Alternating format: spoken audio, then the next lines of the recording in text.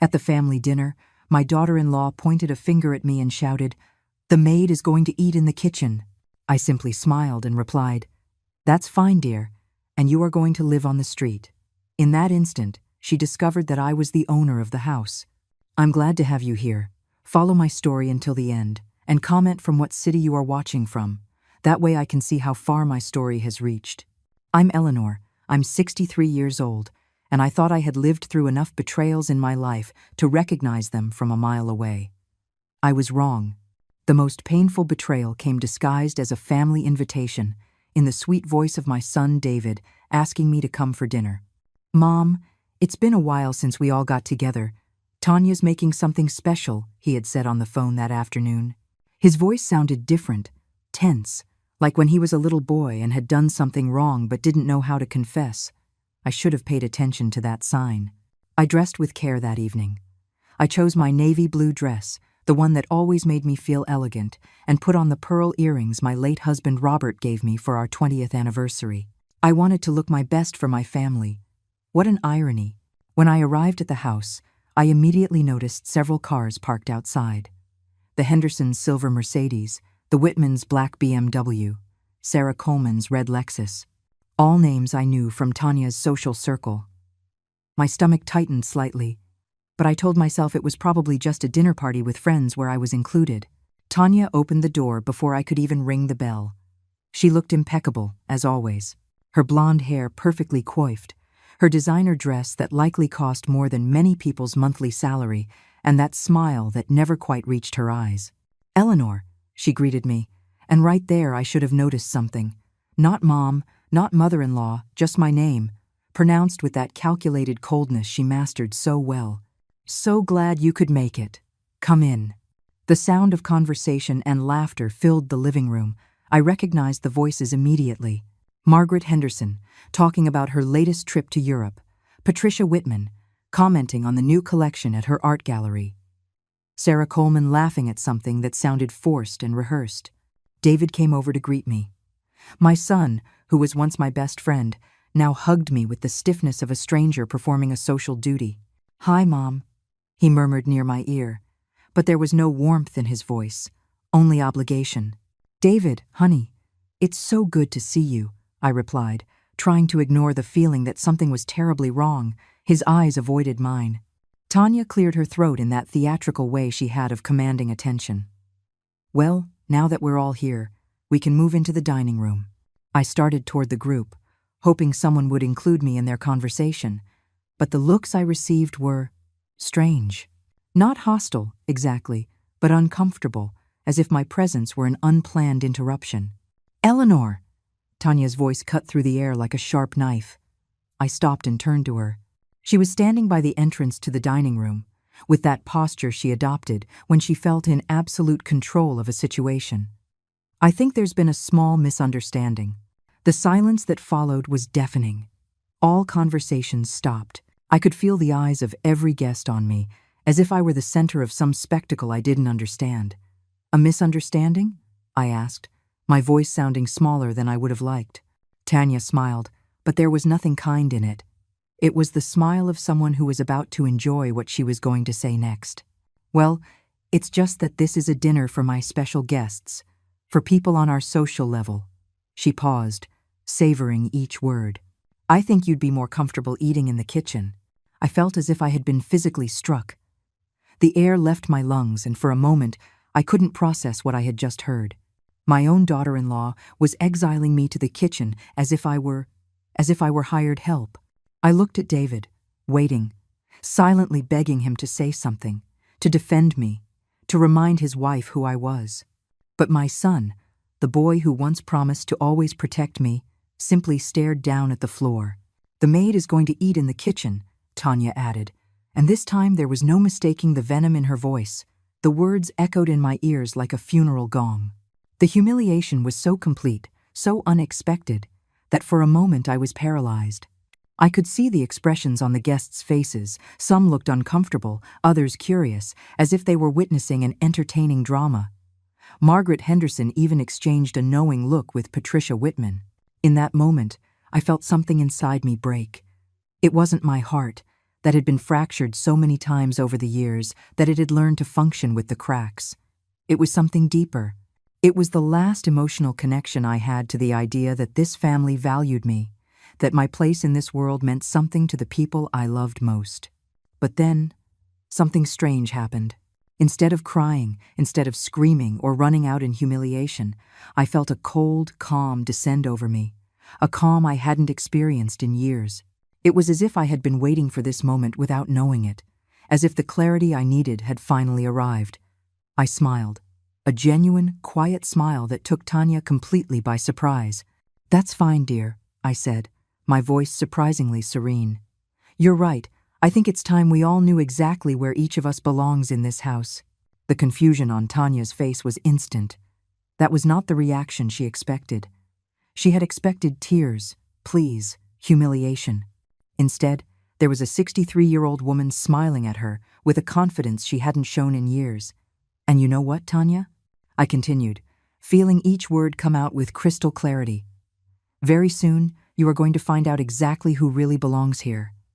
The silence that followed was different from the last one. This time, it was heavy with a promise that no one in that room fully understood except for me. But what none of them knew was that this humiliation, this evening they had planned so carefully to put me in my place, had just become the catalyst for something that would change everything forever. That night, as I drove back to my apartment, memories flooded my mind like waves during a storm. Tanya's humiliation hadn't been an isolated event. It had been the culmination of 5 years of systematic contempt, 5 years of being treated like an inconvenience in my own son's life. It all started when David met Tanya at a real estate conference. He worked as a real estate agent, an honest but modest job. She was the daughter of a property developer, accustomed to a world of luxury that David only knew from a distance. From the first day he introduced her to me, I knew there was something in her eyes when she looked at me. It wasn't respect. It was an assessment, as if she were calculating my value and had concluded I had none. At first, the comments were subtle. "David told me you live in a small apartment, Eleanor. How cozy." Or, "It's interesting how some people can live with so little space." Always with that perfect smile.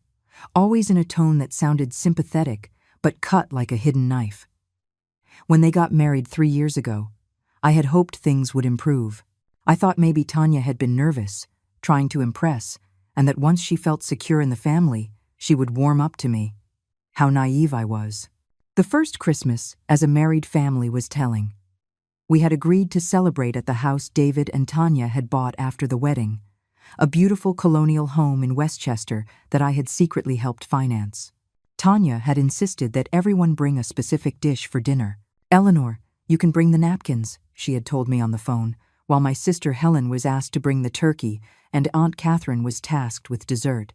Napkins, as if my contribution to the family celebration was so insignificant that I only deserved to bring paper. But what hurt most that Christmas wasn't the napkins. It was when it came time for gifts. David and Tanya had taken great care in wrapping beautiful presents for everyone there. Everyone except for me. My gift was a box of cheap chocolates they had clearly bought at the last minute from a drugstore.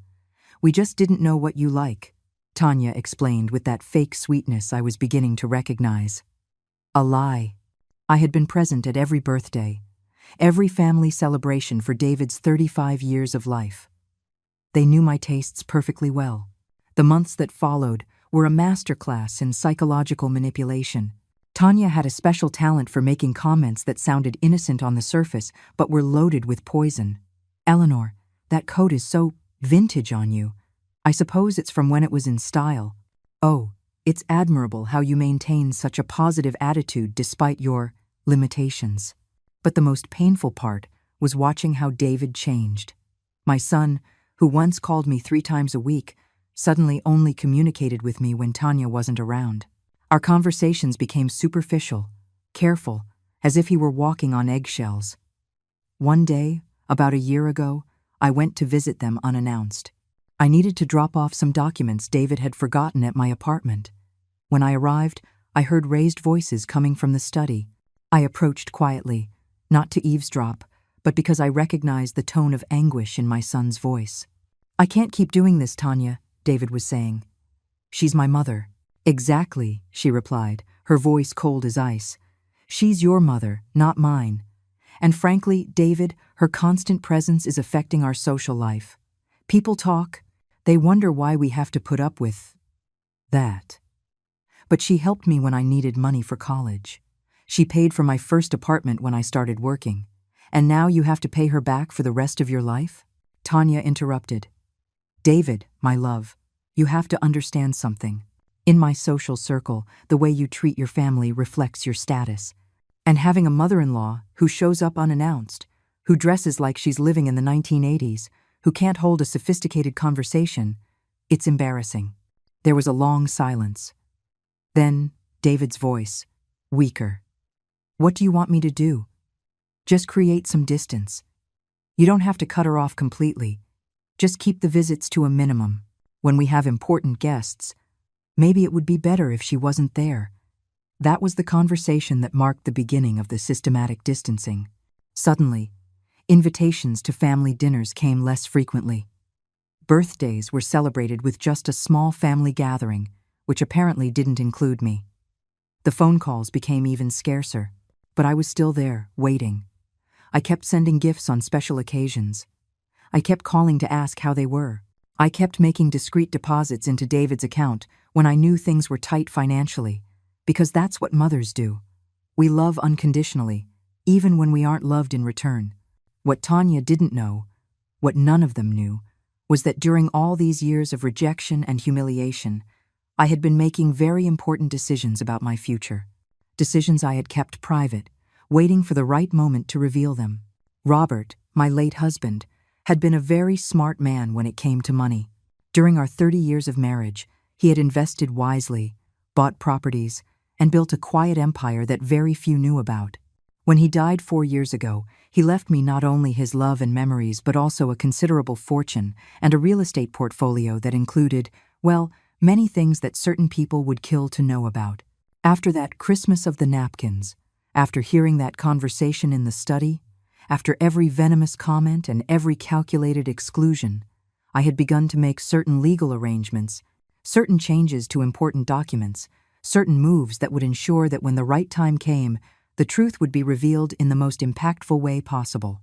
That night, after the humiliation in the dining room, as I took off the pearl earrings Robert had given me, I knew that moment had arrived. Tanya had played all her cards. She had shown her true nature in front of witnesses. She had crossed the final line. Now it was my turn to play, and I had a winning hand she never saw coming. The days following the dining room humiliation passed in a strange silence. David didn't call, which didn't surprise me.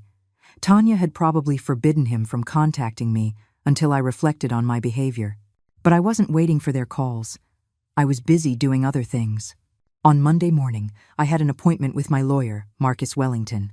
Marcus had been a partner at Robert's law firm for years, and after my husband's death, he had become something of my guardian of financial secrets. His office in the financial district always put me at ease, with its perfectly organized law books and the smell of fresh coffee. Eleanor, Marcus greeted me as he reviewed a stack of documents on his desk. The changes you requested last week are all processed. Are you sure you want to proceed with this? I nodded firmly. Completely sure, Marcus. It's time. I had made the decision to transfer certain properties that I had kept under Robert's name to my maiden name, Eleanor Rivera. This included the house where David and Tanya currently lived, which they believed they had bought with a conventional mortgage. What they didn't know was that I had been the one to provide the entire down payment and had been discreetly paying a significant portion of the monthly payments for the last 3 years. The process should be complete in 2 weeks, Marcus explained. After that, legally, you will be recognized as the sole owner of the residence in Westchester, as well as the condo in Manhattan and the commercial property in Connecticut. Meanwhile, Tanya was living her moment of glory. Through my network of social contacts, which was far more extensive than she imagined, reports of her conversations at the tennis club, at her charity luncheons, at neighborhood parties, trickled back to me. She was telling her version of the dinner incident, painting herself as the victim of a difficult and demanding mother-in-law. I had to be firm with her, she had told Margaret Henderson during their Pilates class. Sometimes older people need to be reminded of appropriate boundaries. Margaret told me this during our lunch on Wednesday, probably expecting me to react with outrage. Instead, I just smiled and changed the subject. What Tanya didn't know was that Margaret Henderson and I had known each other for over 20 years. Her husband Charles had been Robert's client on multiple real estate deals. Margaret knew perfectly well who I was and what my true financial situation was, but she had chosen to say nothing, waiting to see how this play would unfold. On Thursday, Tanya made her first significant mistake. David called me, sounding nervous and confused. "Mom," he said, "something strange is happening." Tanya got a call from the property management office where we live. They said they need to update some documents, something about the true owners. "But we bought this house, we have the contract." "And what kind of documents, David?" I asked, keeping my voice calm. "I don't know exactly." Tanya spoke with them. She said it was probably just some bureaucratic error, but she looked worried. That Friday, Tanya's anxiety intensified when the mailman delivered a certified letter addressed to the current occupants of the property. The letter, which had been sent by Marcus's law firm, was technically a routine notification about changes in ownership structure. But to someone with Tanya's guilty mind, it sounded ominous. According to what David told me later, Tanya spent the entire weekend making frantic calls. She called her father, the family lawyer, even the real estate agent who had sold them the house. They all gave her the same answer. The documents seemed legitimate, but they would need to investigate further. On Sunday night, David showed up at my apartment unannounced. When I opened the door, I saw he had dark circles under his eyes and his hands were trembling slightly. "Mom, can we talk?" he asked.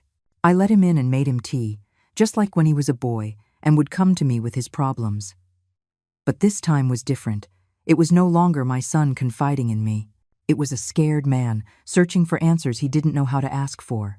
"Tanya is really stressed," he began, avoiding my gaze. "These letters about the house, the calls, she thinks maybe someone is trying to scam us." "Scam us?" I repeated, taking a sip of tea. "Yeah, like those schemes where people pretend to be the rightful owners to take people's houses." He rubbed his forehead. "But it's strange, Mom. I was looking through all our house documents today, and there are some things I don't understand." My heart began to beat faster. "What kind of things?" "Well, when we bought the house, I remember us taking out a loan for $800,000, but in the papers I have now, it shows we only owe $200,000. And there are these payments marked anonymous benefactor that have been covering part of the mortgage for years." David looked at me with an expression I hadn't seen since he was a teenager. Confusion mixed with the suspicion that there was something important he didn't know. "Mom," he said slowly, "do you know anything about this?" That was the question I had been waiting years for. The question that would mark the moment everything would change between us. I could see in his eyes that he was starting to connect dots he had deliberately ignored for a long time. I set my teacup on the table and looked at him directly. "David," I said softly, "did you ever wonder how a woman supposedly living on a small pension was able to help you with college, with your first apartment, with all those financial emergencies you had over the years?" His eyes widened slightly. "Mom, did you ever wonder why people like Margaret Henderson treat me with such respect when Tanya insists I'm just an unimportant old woman?" David was quiet, but I could see his mind working furiously, reviewing years of small details he had ignored or misinterpreted. "Did you ever wonder," I continued, my voice growing firmer, "why, when she humiliated me in front of her guests the other day, I didn't get angry or cry, but instead, I smiled?" The expression on David's face changed from confusion to something like panic. "Mom, what are you trying to tell me?" I smiled, the same quiet smile I had given Tanya that night in the dining room. "I'm telling you, my dear son, that very soon you and your wife are going to discover that you've been playing a game where you didn't know the real rules." David shot up, spilling his tea. "What does that mean?" "Mom, you're scaring me." "Don't be scared, David. Just be prepared. Because what's going to happen next week is going to change everything you thought you knew about your family." When David left that night, I knew he would run straight to Tanya and tell her about our conversation. I knew she would panic, make more desperate calls, and try to find some way to maintain control of the situation. But it was too late for that. The documents were signed, the legal processes were in motion, and the truth was about to come out in the most spectacular way possible. Tanya had played her last card when she humiliated me at that dinner. Now it was my turn, and I held a royal flush she never imagined I could possess. The call came on a Tuesday morning. It was David, but from the tone of his voice, I knew immediately that Tanya was beside him, likely telling him exactly what to say. "Mom," his voice sounded forced, rehearsed. "Tanya and I have been talking, and we think it's important to have a family conversation. An honest conversation about expectations." "Expectations?" I asked, though I already knew where this was going. "Yes, about the future, about living arrangements." He paused, and I could hear whispering in the background. "We want to invite you to dinner on Saturday, but this time will be different. It will be just family, so we can talk openly." "I see," I replied calmly. "And who else will be present at this family conversation?" "Well, Tanya thought it would be good to invite a few extended family members. You know, so we're all on the same page about important things." There it was. Tanya had learned nothing from our last interaction. Instead of pulling back her troops and reconsidering her strategy, she had decided to double down. She was going to try to humiliate me again, but this time with an even larger audience to serve as witnesses to my supposed final defeat. "What kind of extended family members, David?" "Well, my cousin James and his wife Susan, Aunt Catherine, your sister Helen." Another pause. "And also some of Tanya's close friends.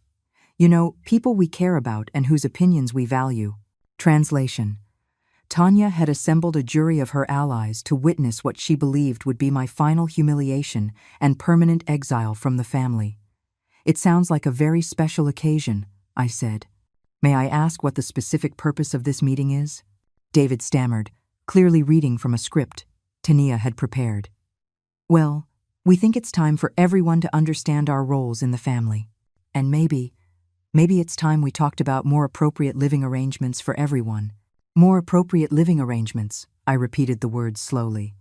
"David, are you telling me that your wife wants to use this dinner to tell me I should find somewhere else to live?" "That's not it, Mom," he protested, but his voice lacked conviction. "It's just that, well, Tanya has found some very nice communities for people your age. Places where you could be more comfortable, where you'd have activities and where I would be out of the way." I finished for him. "Mom, please don't look at it like that. We just want what's best for everyone." "All right, David," I said, and I could hear his sigh of relief. "I accept the invitation. I will be there on Saturday." "Really? I mean, that's great. Tanya will be so pleased." "I'm sure she will," I murmured. "Tell Tanya I'm looking forward to hearing what she has to say." After I hung up, I sat in my favorite armchair and actually laughed for the first time in weeks. Tanya was so certain of her position, so convinced she held all the power in this situation that she was about to make the biggest mistake of her life in front of an audience. I spent the next few days meticulously preparing for what I knew would be the defining moment. On Wednesday, I met with Marcus to review all the final documents. Everything was in order. The property titles had been officially transferred. The public records had been updated. Anyone who wanted to check the information could easily do so. On Thursday, I had lunch with Margaret Henderson. As I expected, she had already been invited to the Saturday dinner. "Eleanor," she said as she picked at her salad, "I hope you know I have no idea what Tanya is planning, but James Henderson asked me to be there." Apparently, she told him it was important to have respectable witnesses for some kind of family announcement. "Respectable witnesses?" I repeated, amused. Yes, those were her exact words. Margaret looked at me curiously. "Do you have any idea what this is all about?" "Oh, I have a very clear idea," I assured her. "But I think it will be better as a surprise for everyone." On Friday night, David called me one last time.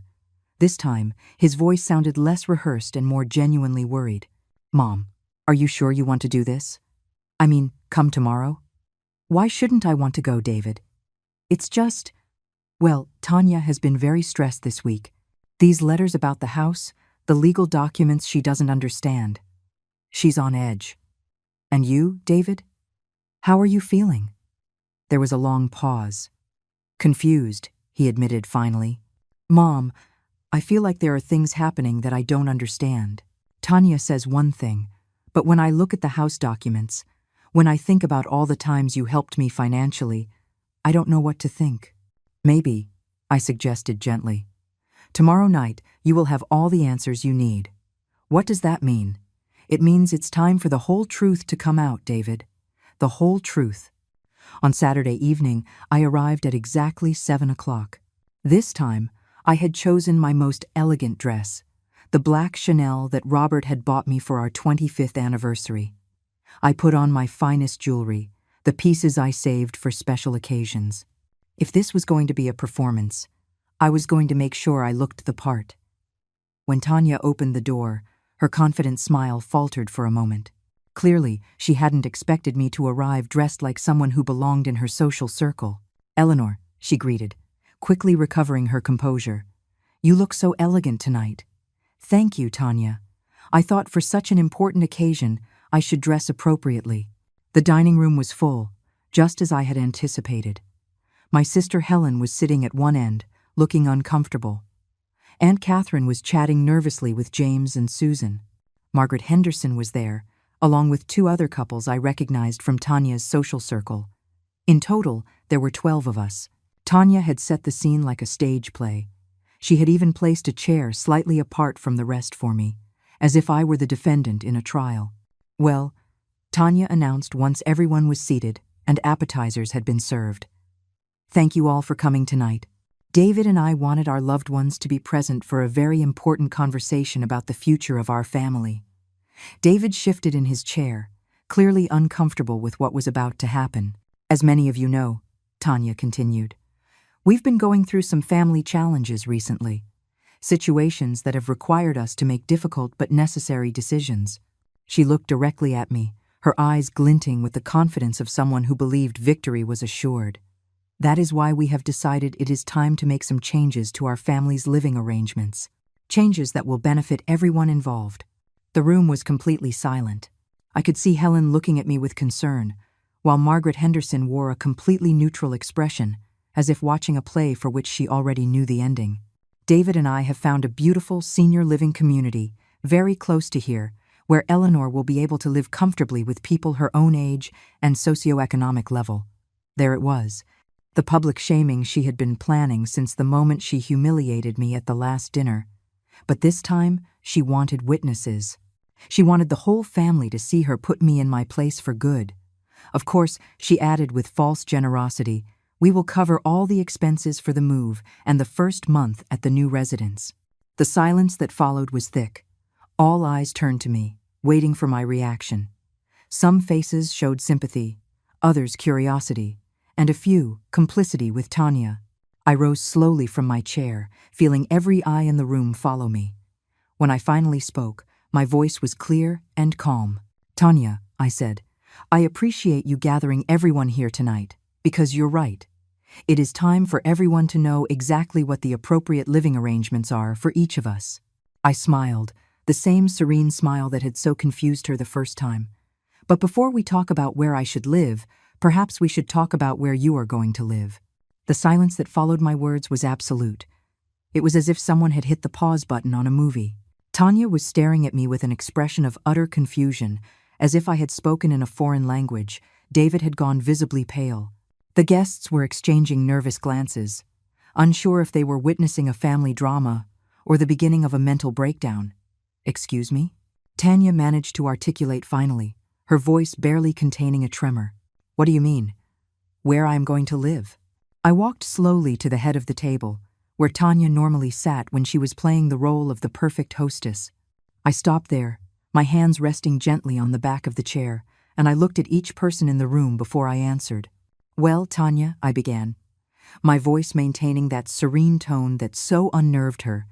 "Since we're talking about appropriate living arrangements and who belongs where, I thought this would be the perfect time to clear up a few misunderstandings about this beautiful house." David shot up from his chair. "Mom, what are you talking about?" I pulled an envelope from my purse, one I had carefully prepared that morning. Inside were copies of all the relevant documents, arranged chronologically to tell the whole story. "David, When you and Tanya bought this house 3 years ago, do you remember how much you paid for the down payment? David frowned. $200,000. Why? And where did that money come from? We? David looked at Tanya, who was looking increasingly alarmed. Tanya said her family had loaned us the money. Tanya stood up so quickly her chair almost tipped over. David, I don't think it's appropriate to discuss our private finances in front of… Oh, but Tanya, I interrupted gently. You were the one who insisted this conversation be held in front of witnesses. You said it was important for everyone to understand the appropriate arrangements. I smiled. I'm simply following your lead. I drew the first document from the envelope. This is a bank record showing a transfer of $200,000 from an account under the name of Eleanor Rivera to the joint account of David and Tanya Martinez, dated exactly 3 days before the purchase of this house. A murmur went through the room. Margaret Henderson leaned forward, clearly interested. Helen brought a hand to her mouth. Mom, David whispered, you gave us the money for the down payment? I didn't give it to you, David. I loaned it to you. No interest. No due date. Because you are my son, and I believed that one day, when you were able, you would pay me back. I pulled out another document, but as it turns out, there's more. Tanya had lost all the color in her face. David, you don't have to listen to this. She's trying to manipulate you. This document, I continued, ignoring Tanya completely, shows the monthly mortgage payments on this house for the past 3 years. You will see that each month, 2 payments are made. One for $1,200, which comes from David and Tanya's account, and another for $2,300, which comes from my personal account. David's cousin James let out a low whistle. That means… It means, I said clearly, that I have been paying 65% of the mortgage on this house for 3 years, all while I watched my daughter-in-law treat me like an embarrassing burden to the family. David sank heavily back into his chair. Why didn't you ever tell me? Because I hoped that eventually you would realize something didn't add up. Because I hoped that at some point you would ask yourself how a woman on a small pension could constantly help you with financial emergencies. My voice hardened slightly. Because I hoped my own son would defend me when his wife humiliated me, without needing me to reveal that I was the one keeping a roof over their heads. Tanya finally found her voice, but it came out as a high-pitched shriek. This is ridiculous. David, she's lying. Those documents could be forged. I pulled another paper from the envelope. This is the official property deed for this house, updated last week. As you will see, the name of the owner is no longer David and Tanya Martinez. I handed the document to Margaret Henderson, who had experience reading legal documents from her husband's business. Her eyes widened as she read. According to this document, Margaret announced in a clear voice, the legal owner of this property is Eleanor Rivera. The chaos that followed was immediate.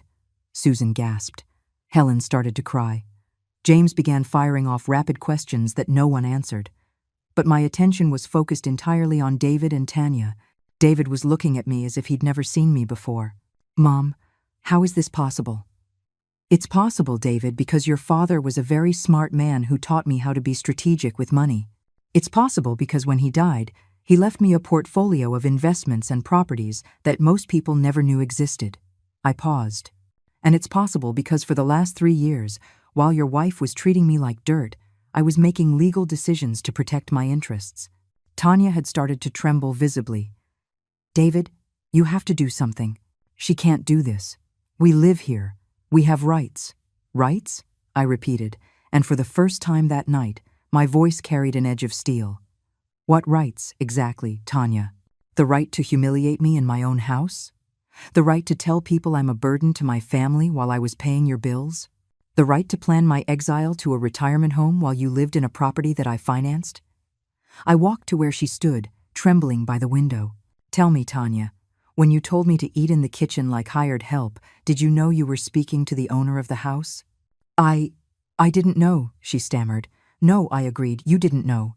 Because you were so busy looking down on me, so certain that I was nothing more than a useless old woman, that you never bothered to ask yourself why your life was so comfortable. You never asked where the money was really coming from. I addressed the entire room. I want everyone to understand something. For 3 years, I watched this woman systematically alienate my son from me. I listened to her tell him I was a liability, that my presence was an embarrassment to her social circle.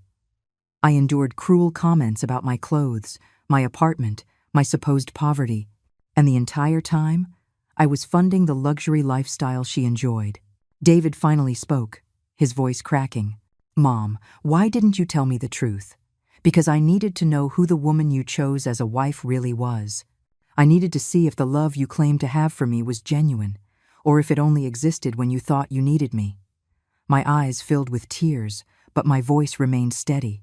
And unfortunately, David, I got my answer. Tanya suddenly turned on David, grabbing his arm desperately.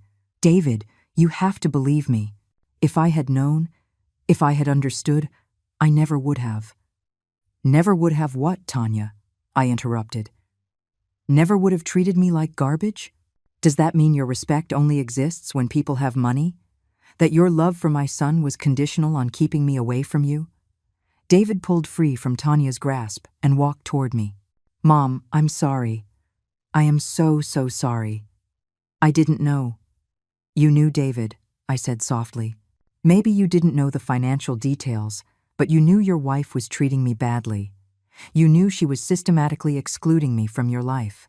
And you chose to let it happen because it was easier than confronting her." The silence that followed was devastating. Everyone in the room could feel the weight of the choices that had led to this moment. Finally, I pulled the last document from my envelope. "This is a 30-day eviction notice. It's dated for today." Tanya let out a choked cry. "You can't do this. David, do something." I looked at my son, this 35-year-old man who was once my little boy, and I felt a mix of love and disappointment I had never experienced before. "David," I said, "you have a choice to make, and it has to be your choice, not hers." The 30 days that followed that dinner were the longest and yet the most liberating of my life. David didn't speak to me for the first week. Tanya, of course, had gone into full panic mode, making frantic calls to lawyers, to her family, to anyone who might help her find a legal loophole to stop the eviction. But Marcus had done his job perfectly. There was no legal escape. What I didn't expect was the reaction from the rest of the family and Tanya's social circle. Margaret Henderson called me the day after the dinner. "Eleanor," she said, "I have to admit, that was the most satisfying revelation I have ever witnessed. That woman had been bad-mouthing you for months, telling everyone you were a drain on David. And now?" I asked. "Now everyone is talking about how a woman could be so stupid as to mistreat the person who was bankrolling her." Margaret laughed. "Honey, you're the talk of the town." My sister Helen was different. She came to visit 3 days later, her eyes puffy from crying. "Eleanor, I didn't know any of this," she said, sinking into my sofa as she had thousands of times over our lives. "If I had known you were financing everything." "You would have done what, Helen?" I asked gently. "Would you have told David his wife was mistreating me? Because you didn't need to know about the money to see how Tanya treated me." Helen was quiet for a long moment. "You're right," she admitted finally. "I just thought it was, normal mother-in-law and daughter-in-law friction. I didn't realize how cruel she was being." That's the thing about emotional abuse, Helen. People prefer not to see it because it's uncomfortable to confront. A week before the eviction notice was up, David finally appeared at my door. He looked terrible. He had lost weight. He had deep circles under his eyes. And his hands trembled slightly as he handed me a cup of coffee he had brought from my favorite cafe. "Mom," he began, his voice hoarse, "I need you to know that I've spent these past 2 weeks replaying everything. Every conversation, every time Tanya made a comment about you, every time I failed to defend you." "And?" I asked, keeping my tone neutral. "And I realized you're right. I knew. Maybe I didn't know the financial details, but I knew something was wrong. I knew Tanya was hurting you, and I chose to look the other way because it was easier." He stopped, struggling with the words. "Because I thought if I kept her happy, if I did what she wanted, everything would be okay. But it was never okay, was it? Because every time I gave in on something related to you, she just demanded more." "David," I said softly, "are you apologizing because you feel what you did was wrong, or because you now know that I have money?" The question hit him like a slap. His eyes filled with tears. "I deserve that," he whispered. "I deserve for you to question my motives. It's not about what you deserve, son.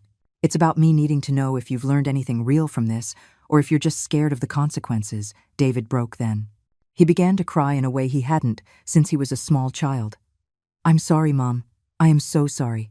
Not for the money. Not for the house. I'm sorry for losing you. I'm sorry for letting her treat you that way. I'm sorry for not being the son you deserved." It was what I had been waiting to hear, but my heart still felt heavy. "And Tanya?" "Tanya left 3 days ago." "Left?" "She packed her things and moved in with her parents, but before she left, she said something that opened my eyes completely." David took a shaky sip of coffee. "She told me that if I chose to side with you, if I chose your money over her, then she couldn't be with someone so weak. And what did you say to her?" "I told her she was wrong, that I wasn't choosing your money. I was choosing my mother, the woman who raised me, who supported me, who was there for me my entire life, even when I wasn't there for her." David leaned forward, taking my hands in his. "Mom, I know it might be too late. I know I might have damaged our relationship so much it can't be fixed, but I want to try. I want to be the son I should have always been." I looked at this man, my son, and I saw something I hadn't seen in years. I saw the David I knew before Tanya, the David who used to defend me on the playground when other kids made fun of my accent, the David who brought me wildflowers on Mother's Day because he knew I liked them more than expensive roses. "David," I said finally, "when your father died, he made me promise I would always take care of you, but somewhere along the way, I confused taking care of you with enabling other people to control you. I made mistakes too. But you never stopped loving me," he said, "even when I didn't deserve it. That's what mothers do, David. We love unconditionally. But respect has to be earned." 3 days later, David moved out of the house. Not because I asked him to, but because he decided he needed time to reflect on who he wanted to be. He found a small apartment near his work and began living on his own means for the first time in years. I, on the other hand, made a decision that surprised even myself. I decided to move into the house in Westchester. After years of living in a small apartment, pretending to have less than I did, it was time to live openly as the woman I truly was. The first night in the house, as I sat in the living room that had been the stage for so many humiliations, I felt something I hadn't experienced in years. Genuine peace. There was no one criticizing my clothes, my decisions, or my existence. There was no one making snide comments about my age or my socioeconomic level. It was just me, in my own house, living my own life. Margaret Henderson became a regular visitor, and slowly, I began to rebuild social connections I had let languish during the years I focused on being the perfect mother and mother-in-law. It turns out, when a 63-year-old woman lives unapologetically as herself, she attracts people who value her for those very reasons. David began visiting on Sundays. At first, our conversations were careful, formal, but gradually, we began to rebuild trust. He never asked me for money, never assumed I would cover his expenses. Instead, he started taking me out to small restaurants he could afford, going for walks in the park, doing the simple things we had stopped doing years ago. One Sunday, 6 months after the eviction, David arrived with a nervous expression. "Mom," he said, "I want to ask you something, but you need to know it's okay if you say no." "What is it?" "I've been going to therapy, trying to understand how I let things get so far. And my therapist suggested I ask you if you would be willing to come to a session with me, so we can talk about everything that happened with a professional's help." The request surprised me, but it also filled me with hope. "Why do you want to do that, David?" "Because I want to rebuild our relationship the right way. I want to understand how we got to that point, and I want to make sure it never happens again." He paused. "And because I love my mother, and I want her to know her son is worth the effort of healing this relationship." That night, after David left, I sat in my backyard, the same yard where Tanya had planned so many of her humiliations, and I realized something. For all those years of mistreatment, I had been waiting for someone else to rescue me. I had waited for David to defend me, for the family to see the truth, for Tanya to miraculously change. But in the end, the only person who could rescue me was myself. And in doing so, I hadn't just reclaimed my dignity and my home. I had taught my son a lesson that no amount of money could ever buy. That respect isn't begged for, it's commanded. That true love doesn't require you to make yourself small so others can feel big. And that it is never too late to choose peace over toxicity. Now, when I look at myself in the mirror each morning in my own home, I see a woman who finally knows her worth. A woman who doesn't need anyone's approval to live with dignity. A free woman. And that freedom, after all these years, tastes exactly as sweet as I had dreamed it would.